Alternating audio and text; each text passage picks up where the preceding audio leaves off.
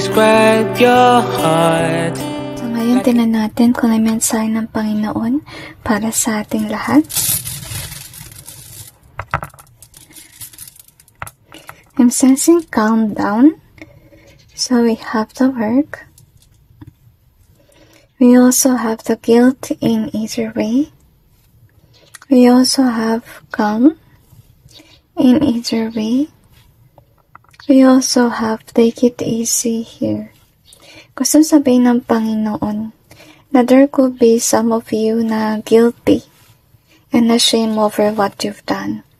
Pero gusto ng Panginoon na kung alam mo na wala ka naman kasalanan, then calm down. Okay?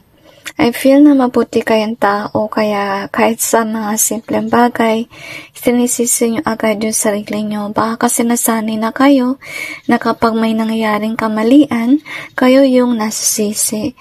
So, gustong linawin ng Panginoon na hindi sa lahat ng oras kayo yung may kasalanan. We also have this one in either way. We also have the rich in either way. We also have the karmic, okay? So, gusto sabihin ng Panginoon na kung sino yung totoong nagkasala dito sa larawan, siya yung magkakaroon ng riches na dati ay naka-upright, magiging reverse yan. Kayo naman, mananatili kayo sa inyong trabaho. At kung sino tong makakarma, obviously, na yung kanyang riches ay mawawala kasi first of all, siya yung may mali. Okay, at hindi kayo. So, kung may karma man, hindi ko yung apektado, yung nakagawa talaga ng masama yung apektado. You also have this one in either way. Kasi kung sino man yung nagkasala, guys, kahaman siya masyado sa pera, and that's the reason why they have done what they have done. We also got this in either way.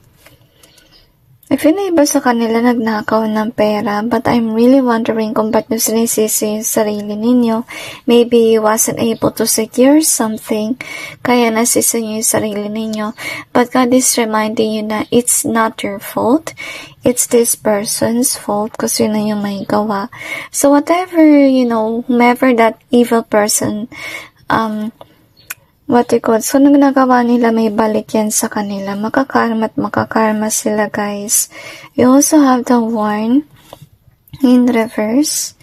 And I'm sensing here na nangyari to, guys, para next time around, you will be warned if ever something may happen. And I'm sensing na hindi mo nagawa yung prevention, and that's the reason why you keep on blaming yourself. Now, God is wanting you to realize from your mistakes, and next time around,